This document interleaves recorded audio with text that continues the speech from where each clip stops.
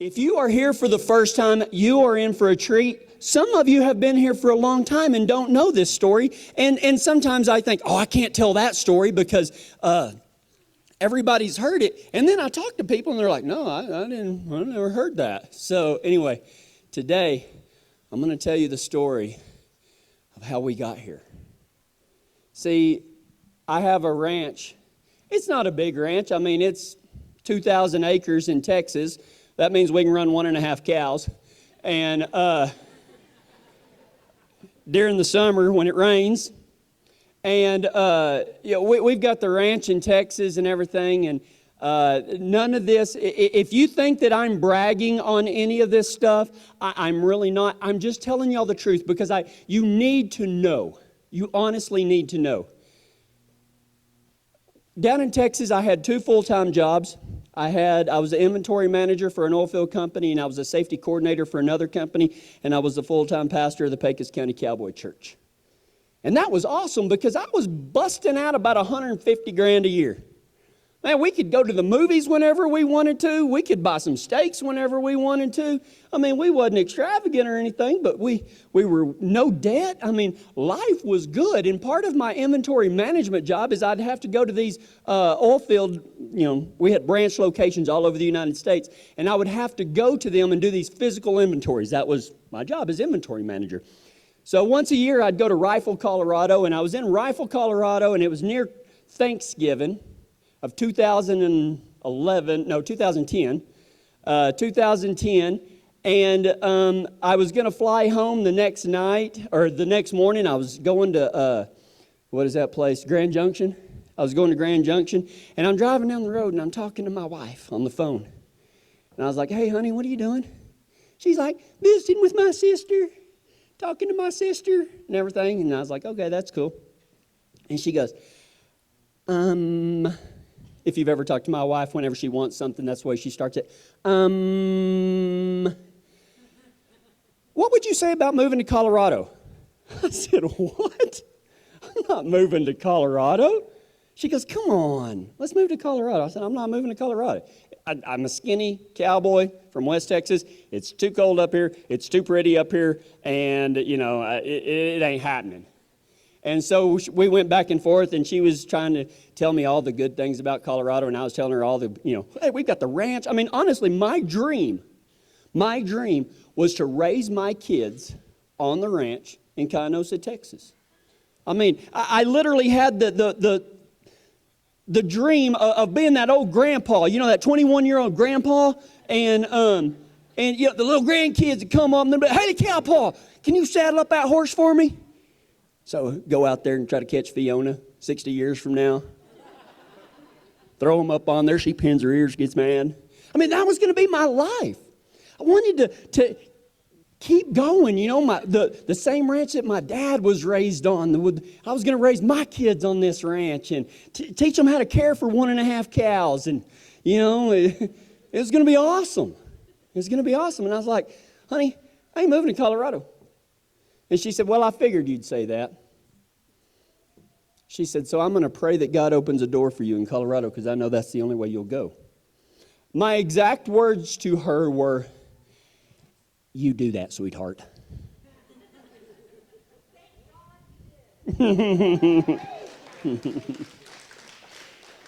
Thank you, Titanium Oreo. Love that girl. The next day, so I said goodnight to her, told her I loved her, did the little, love you more, no, I love you more, no, I love you more. Did that whole little thing, Got to the motel, got on a plane early the next morning, which was kind of funny because you can go watch it on YouTube because it was really, really boring and I was really, really bored. And so I made, when they were loading us on the plane, I made cow noises as they loaded us on the chute. Nobody thought it was funny except me and another guy. Nobody wanted to sit by me either, which was cool with me. So if you want, that was a few years ago. You might not want to do that now. So anyway, I get on a plane and I fly from Grand Junction to DIA. And I'm sitting at DIA, people watching. Does anybody else do that whenever they go to the airport? What is embarrassing is whenever you're listening to music and you start imagining you're in the music video, and it's like you're watching TV, and suddenly you're a big old creeper, dude, because you're like staring at people and laughing. Anyway, that's me. I'm sitting there, and my cell phone rings. Well, this was before Candy Crush, so I wasn't playing that. I look at it, I don't recognize the area code. Nothing. I'm like, what in the world is this? And I thought, I'm not going to answer it. And this little voice said, oh, come on, what else are you doing? I was like, all right. Hello? And this fella says, is this Kevin Weatherby? I said, it sure is. He said, you cowboy preacher down in Texas? I said, I sure is. He said, this is going to be the strangest phone call you've ever received. Now he piqued my interest. I was like, try me. I've been a preacher for a long time.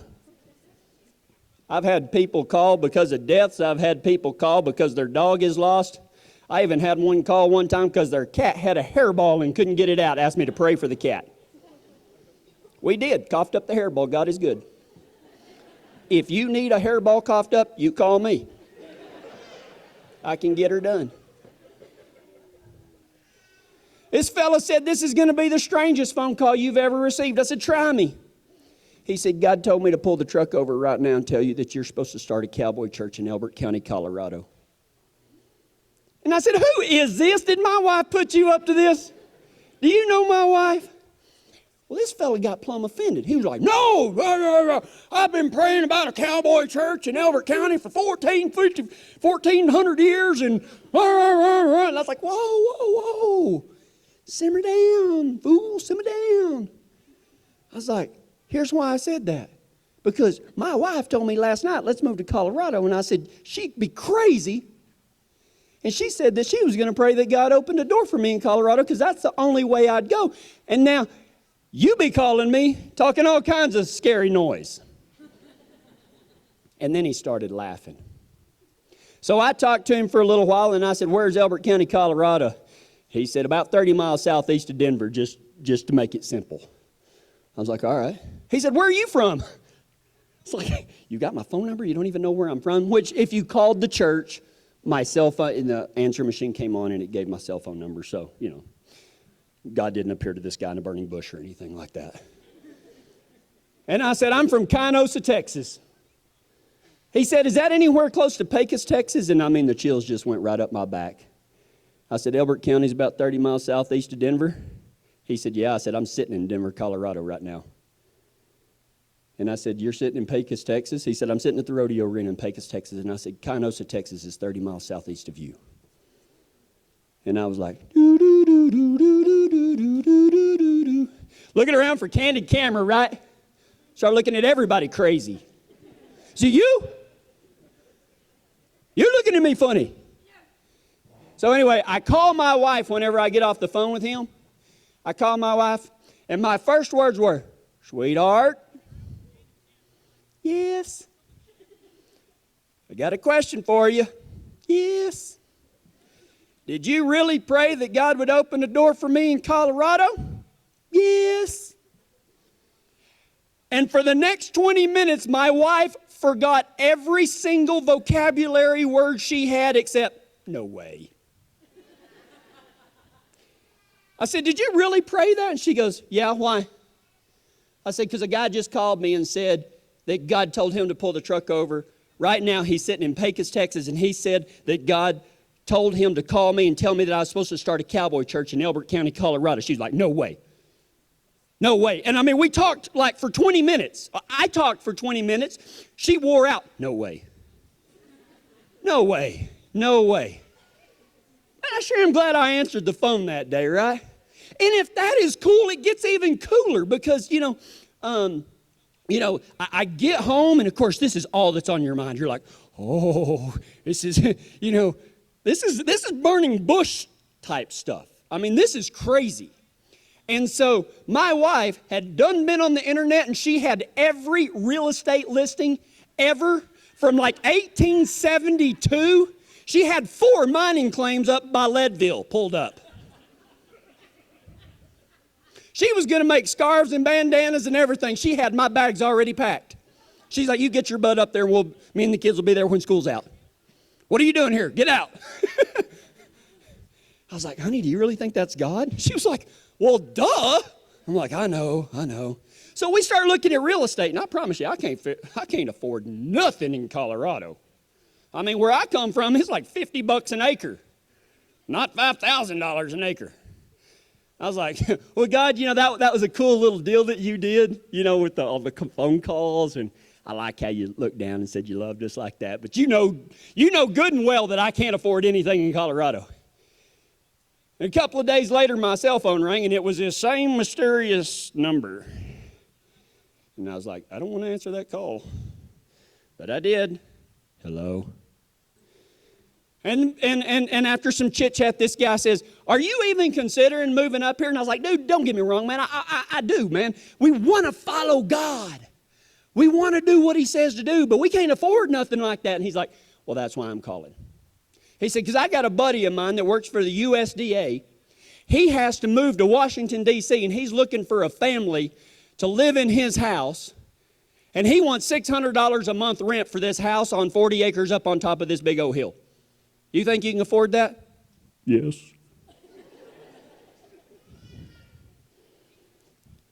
Christy is standing there like she's a buzzard and I'm a juicy steak. She's like, what's he saying?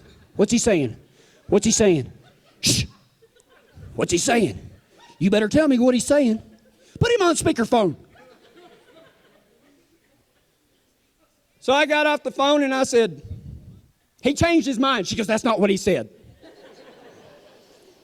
I said, he found us a house for $600 a month, and this is it. And I showed it to her, and tears rolled down her face. She said, you're not going to believe this, but I've never told anybody that the house of my dreams is exactly what that looked like. It was like you were showing me a picture of my dream. So we made arrangements to come up here, okay? And things are moving fast. And let me tell you why they were moving fast. Because about 4 years before this, I had started feeling God working on me.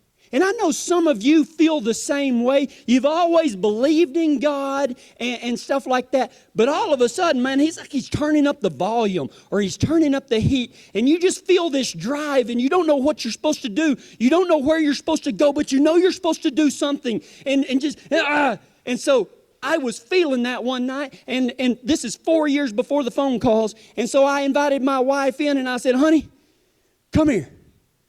And she was looking at me like I was a zombie or something. She'd be like, what you want? Why are you holding my hand? And I got down on my knees and I grabbed my wife's hands and I took my hat off and I bowed my head and I said, God, I don't know what you could do with a sorry cowboy like me, but if you will have me, I will do what you want me to do. I will say what you want me to say, and I will go where you want me to go. And I must interject right there because my wife did.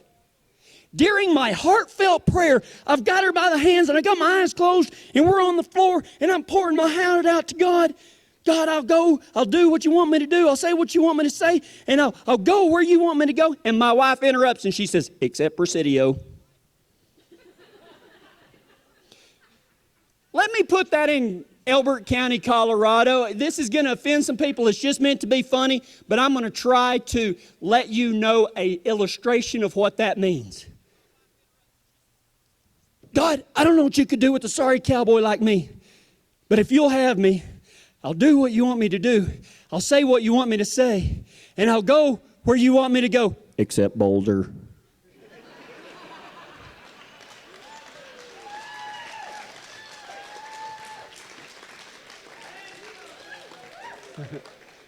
I'm going to pay for that.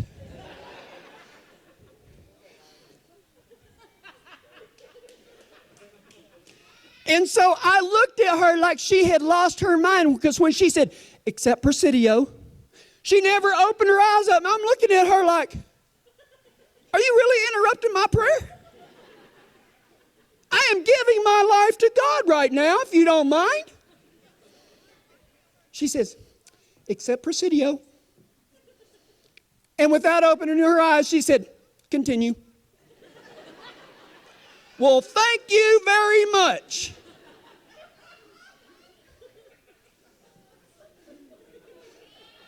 Ask her. It's exactly how it happened. So she's over there grinning like the Cheshire Cat. And then I said, I'll do what you want me to do. I'll say what you want me to say. I'll go where you want me to go. Shh. And I'll be who you want me to be.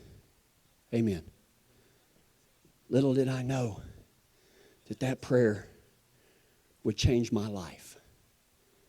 I thought I knew what I wanted, but I didn't. Fast forward 4 years, and I'm in Grand Junction, on my way to Grand Junction, and Christy says, let's move to Colorado. The next day, I'm at DIA. This fella calls me, and he says, you're supposed to start a Cowboy church in Elbert County, Colorado. My wife is like, Mrs. No way. We get home, we're looking on the internet, and we're like, yeah, that was cool, but we can't afford nothing. And this guy calls back, and he's like, man, I've got this place for you. You can bring your horses, everything. And we're like, oh, no way. You know, that's whenever I got off the phone and I was telling her everything he said, for real, not the fake stuff. And I was just testing her. It's biblical. I wasn't lying. I was testing her faith. That's what I'm going to say. She lost all the vocabulary again. She's like, no way. That's it. No way. No way. So one night, this all happened right before Thanksgiving. Then around December 9th or 10th of the same year, not very long has gone by, right? I am getting into bed with my wife to snuggle down on a cold Texas December night. It is about 10:30 in the evening, and my cell phone rings again. I am getting pretty boogered by this cell phone, okay? I didn't, the cell phone my cell phone is now my burning bush. And so my wife, being the great Christianly woman she is, she's like, don't answer it. She's scared that somebody will call and cancel it all. And I was like, no, I got to answer it. She's like, don't answer it. It's 10:30. Let them leave a voicemail. It's like, no, I got to answer it. Hello? It spooks me now when people say, is this Kevin Weatherby? Yes, ma'am, it is. You the pastor of the Cowboy church? Why? She says, I hate to bother you, but my little girl, we're in Dodge City. Is that in Kansas, I think? Yeah. We're in Dodge City, and my little girl is broke down in Fort Stockton, and she is trying to get home for an early Christmas. We're all here in Dodge City. We're trying to get home for an early Christmas. Both of my sons are here. One of them is from Spain, who lives in Spain now. And if she misses her flights, we've already checked, she does not get to come home for Christmas. Her flight is at 5 o'clock in the morning in Midland. I'm already putting my pants on. Already putting my shoes on, and I was like, yes, ma'am, I'll help your little girl. All you have to do is you need to go call this guy. He'll tow the vehicle for you, take it to this mechanic, and he'll do that. Call your girl and tell her that I'll be there, and I'll bring my wife also, because, I get it, Young lady, 22 years old, doesn't want to get in the truck with an extremely handsome 22-year-old either. I understand that. And I'm a godly man, and I wouldn't want her to, any temptation or anything like that. So I took my wife.